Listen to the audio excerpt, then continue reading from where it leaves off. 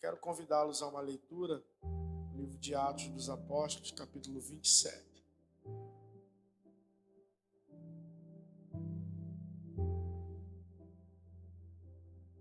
Atos dos Apóstolos, capítulo 27. Nós vamos ler a partir do versículo 13.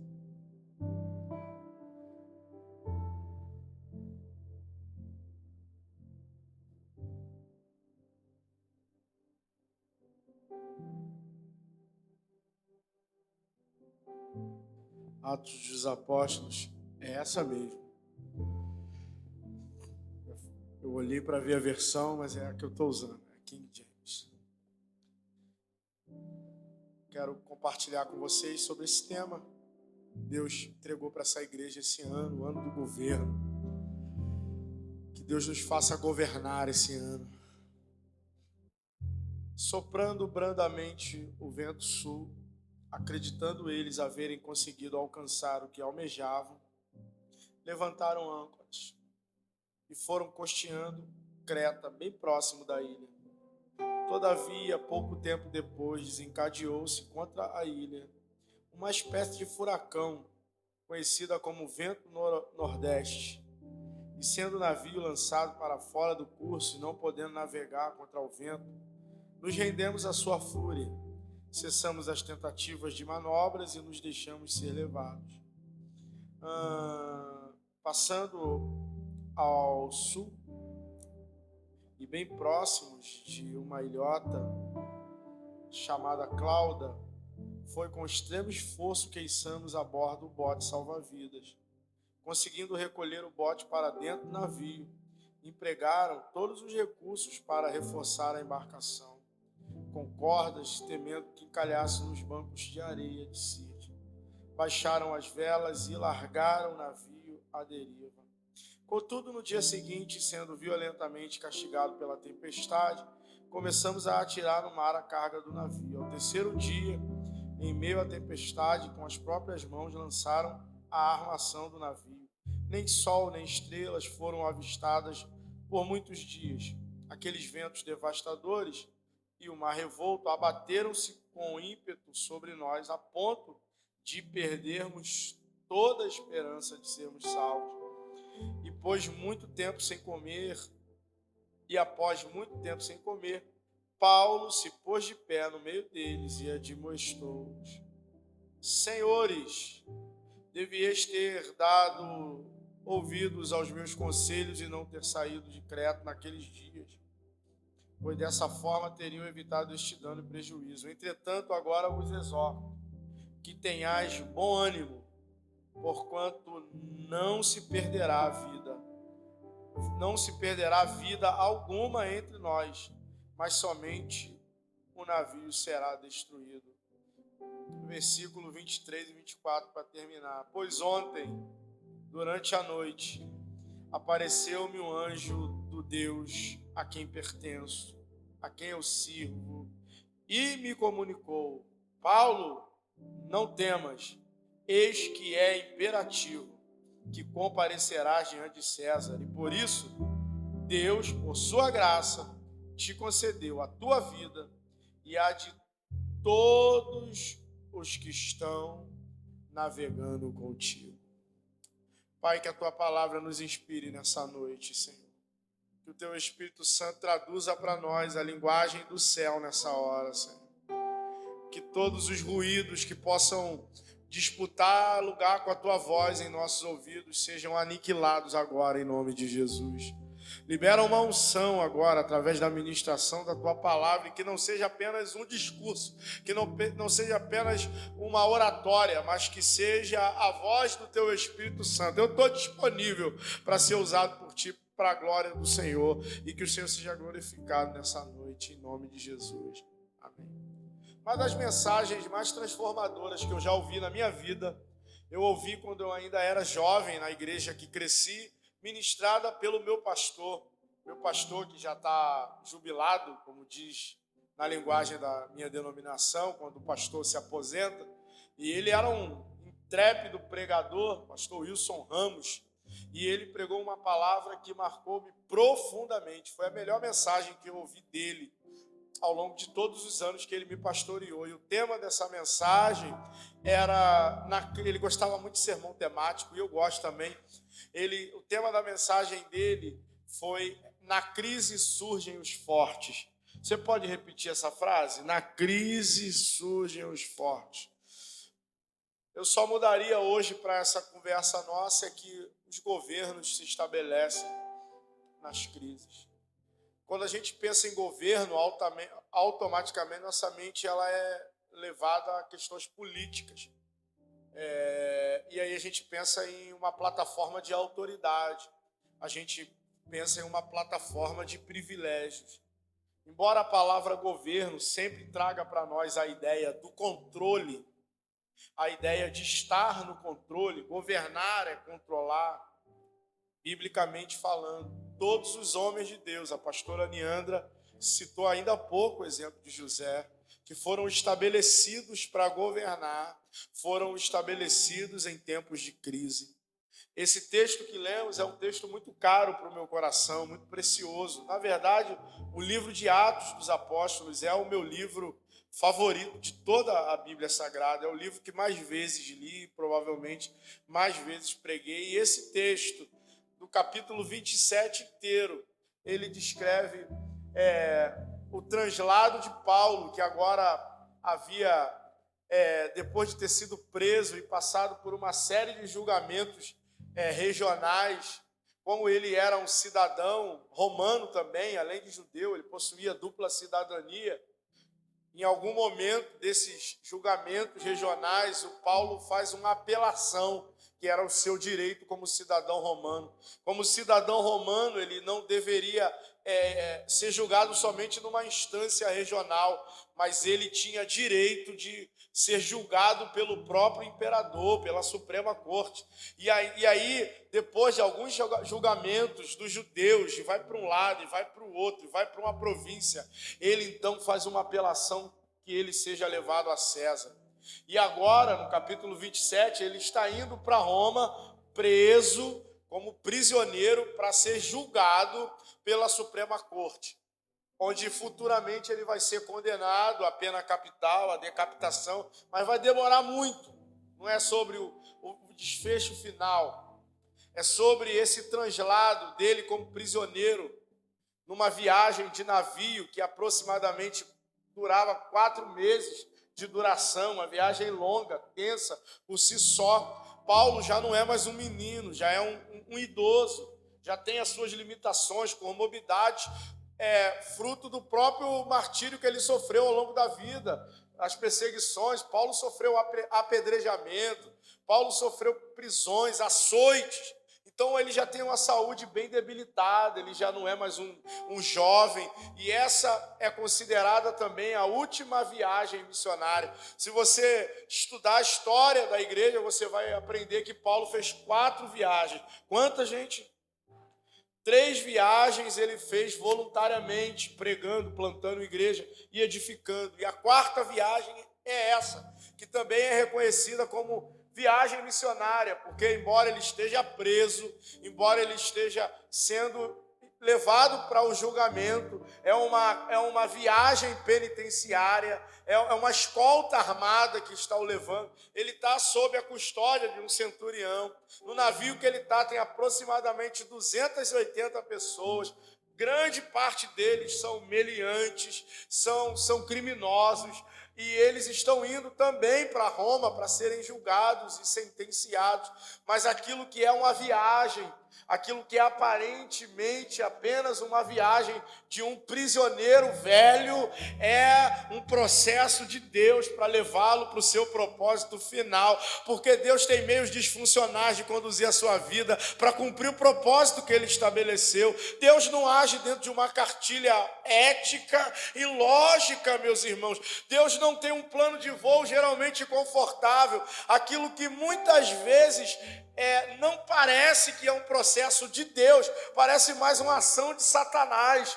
Se alguém olhasse esse texto sem conhecer o desfecho todo, ia dizer: meu irmão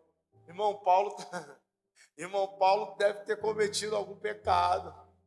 Mas como é que alguém tão santo, tão homem de Deus, vai ser submetido a um processo tão difícil? Como se não bastasse todo esse contexto de prisão, de escolta armada, de ser levado para ser julgado. O navio dele vai passar por uma grande tempestade, como nós lemos aqui. E Deus mostra para ele. Paulo, ele é muito maduro. Deus quer levar a gente para esse nível de maturidade. Por 2 vezes, Deus mostra o processo para Paulo. Mostra que o processo é doloroso. E mesmo assim, em obediência, sabendo que o processo vai ser difícil, ele se submete ao processo. A outra ocasião se eu não me engano, Atos 20. Ele está numa reunião de oração e o fogo está caindo. E aí ele pendura o cinto dele em algum lugar. E aí um profeta, quem acredita em profecia aqui? Meus irmãos, eu tenho pregado muito isso essa semana de agendas, eu tenho falado isso em quase todo lugar. Um dos ataques do diabo na nossa geração é hostilizar os dons espirituais. Mas você vê na internet, é gente fazendo piada, é gente brincando, é gente denunciando os pecados do movimento pentecostal. Os efeitos, tem muita bobeira no movimento pentecostal, mas o diabo está reverberando esse barulho. Sabe para quê? Para calar os dons na nossa geração, para silenciar, para extinguir o Espírito Santo. Nós precisamos nos posicionar e dizer, nós acreditamos ainda que Deus fala. Vai ganhar autoridade de governo porque ele diz, essa noite Deus falou comigo. Uau! E ele me disse uma coisa, o navio vai se perder, mas todas as vidas, o Senhor falou, esse velho é fora da curva. Ele diz, o Senhor, eu estou preservando a tua vida, mas eu também estou preservando a vida de todo mundo que está com você. Ou seja, por causa de mim, eu não consigo ler esse texto sem fazer uma antítese com Jonas, que também está dentro do navio. Captou? Também está dentro do navio, também vai passar por uma tempestade, mas o discurso de Jonas é totalmente contrário ao de Paulo. Ele está no porão dormindo, indo para uma direção oposta ao que Deus mandou, enquanto Paulo está como prisioneiro indo fazer a vontade de Deus. Os 2 navios passam por uma tempestade. Só que quando Jonas é encontrado no porão do navio e é perguntado sobre quem ele é, depois de terem lançado sorte, ele diz, o problema sou eu. Me joga no mar e a tempestade passa. Se Jonas fica no navio, todo mundo morre. Se Jonas é lançado no mar como foi, o navio se salva. Essa é a diferença de um rebelde para um discípulo fiel. Enquanto Jonas tem que sair do barco para o barco se salvar, Paulo diz, se eu ficar, vocês... Se eu ficar, vocês vão viver. E o Jonas diz, eu preciso sair. Vai governar aquele cuja presença altera resultados. Tem presença que muda cenário, irmão. Tem presença que muda a realidade. E aí ele diz, ele ainda diz o seguinte, eu vou dizer por quê.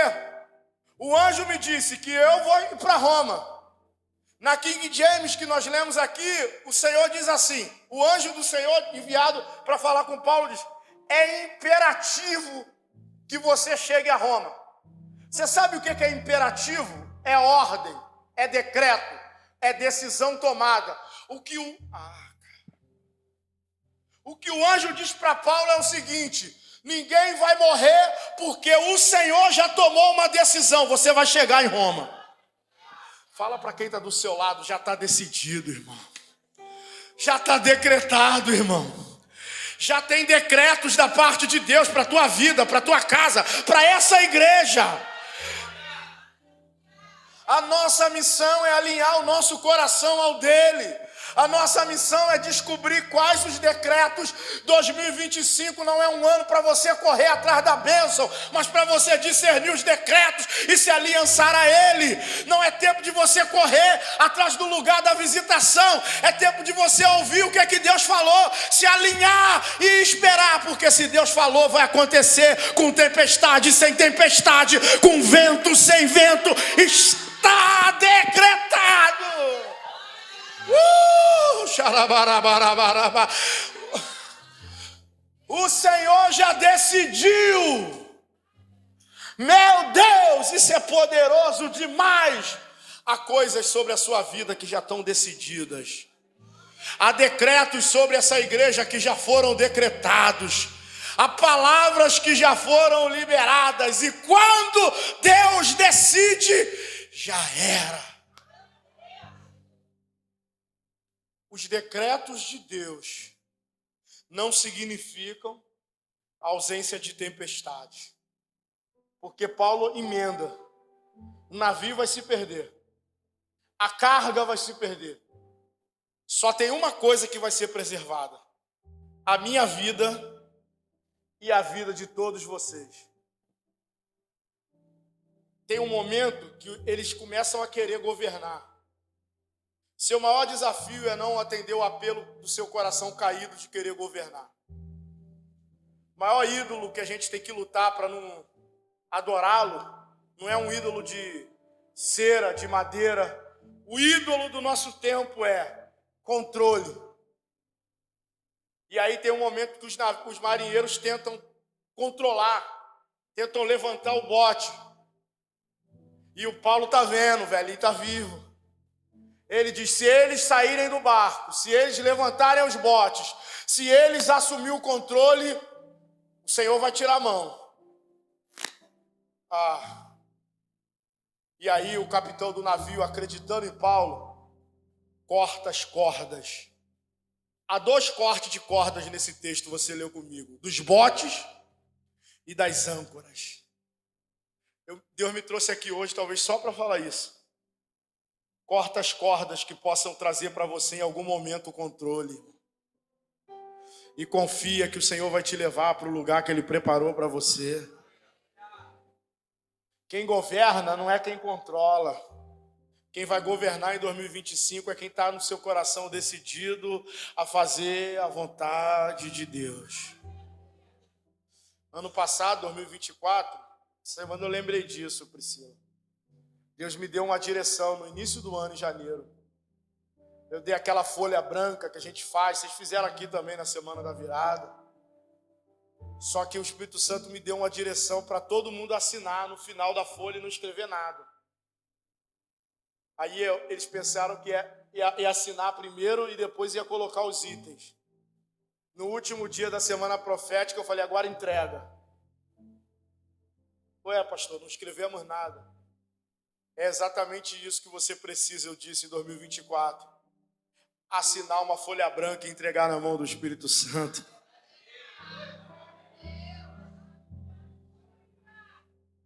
Arrebenta as cordas, irmãos. Eu não sei você, mas eu já cortei as cordas.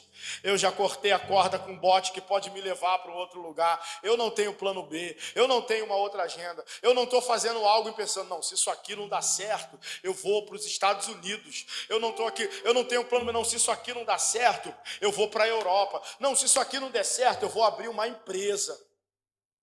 Há alguns anos eu li um livro de Charles Swindoll chamado A Igreja Desviada. E nesse livro o Swindoll conta uma história inusitada de uma viagem que ele fez e quando ele abriu o catálogo de restaurantes, na época não existia iFood ainda, era uma lista física, antiga listas amarelas. E aí ele abriu o catálogo de restaurantes na cidade para ligar e fazer um pedido e tinha um restaurante que o nome era assim, estava escrito assim: Restaurante Frango Grelhado da Igreja de Deus. Ele ficou mais curioso do que com vontade de comer o frango e ligou. Aí a atendente atendeu e disse: Restaurante Frango Grelhado da Igreja de Deus, faça seu pedido. Aí ele disse: eu vou fazer o meu pedido, mas primeiro eu tenho que saciar uma curiosidade. Por que esse restaurante se chama Frango Grelhado da Igreja de Deus. Ela sorriu e disse: fica tranquilo, moço, todo mundo tem essa curiosidade. A gente recebe mais clientes até por causa da curiosidade. Então, é simples a explicação. Era uma igreja mesmo aqui. Nós começamos como uma igreja. E aí um dia a gente decidiu vender frango grelhado na cantina. E foi um sucesso tão grande que o nosso pastor descobriu que a vocação nossa era vender frango.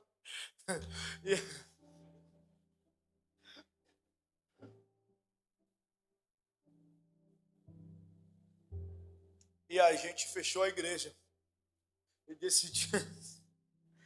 decidiu seguir a nossa vocação no empreendedorismo do frango grelhado.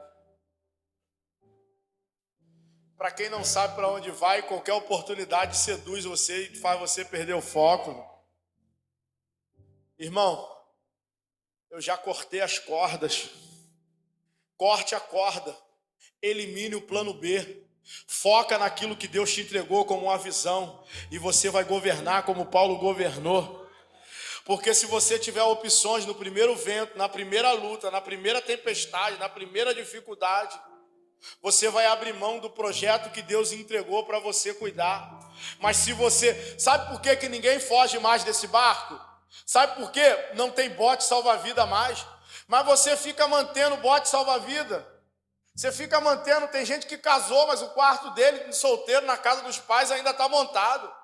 Tem gente que casou, mas mantém os contatinhos ainda do passado. Tem gente que casou, mas ainda mantém dependência financeira, emocional dos pais. E Deus me trouxe aqui para dizer: corta esses botes, porque senão eles vão ser tentação para te tirar do barco que Deus colocou você. Confie que por mais que tenha tempestade, aquilo que Deus falou que vai acontecer já é um decreto.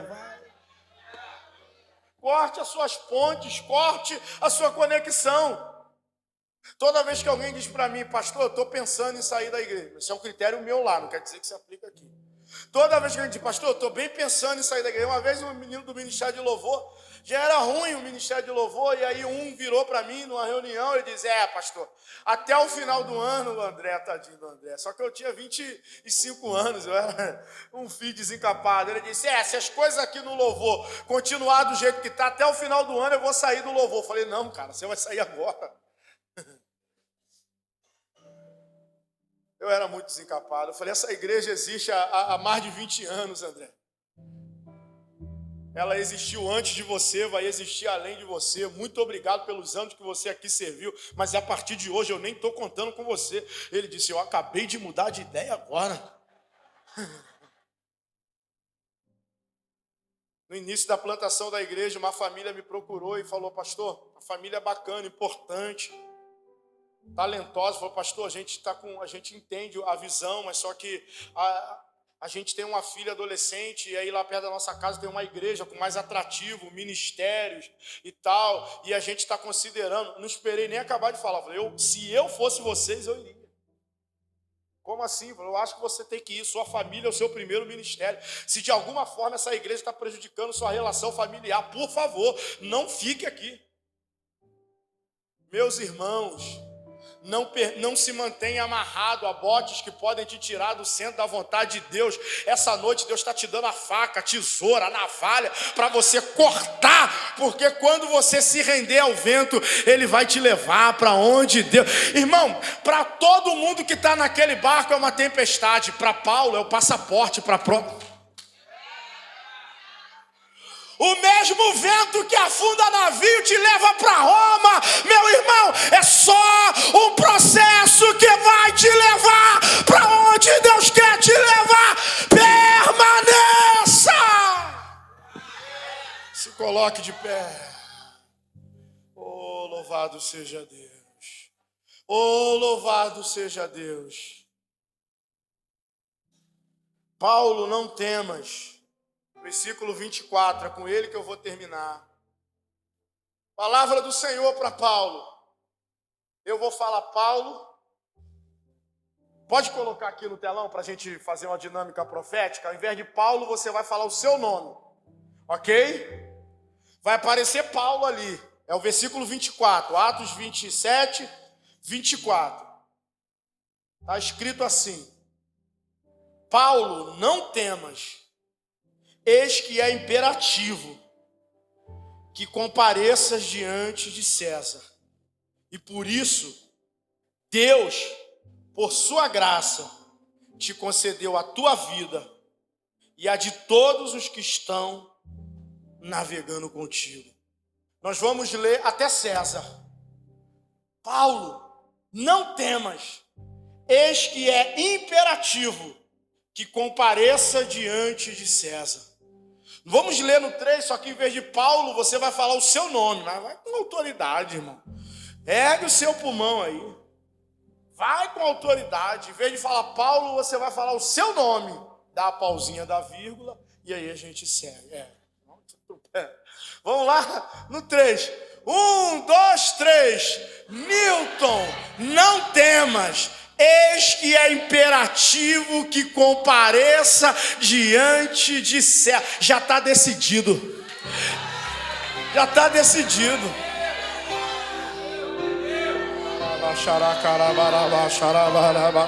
Já está decidido. É imperativo. Não tem volta mais. Não tem ré. Não tem como retornar. Já está decidido.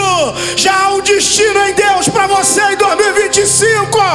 Já tem um decreto sobre a tua vida. Já tem um decreto sobre quem está dizendo é o Senhor. Paulo, essa decisão não está com você mais. Eu já decidi. É para Roma que você vai.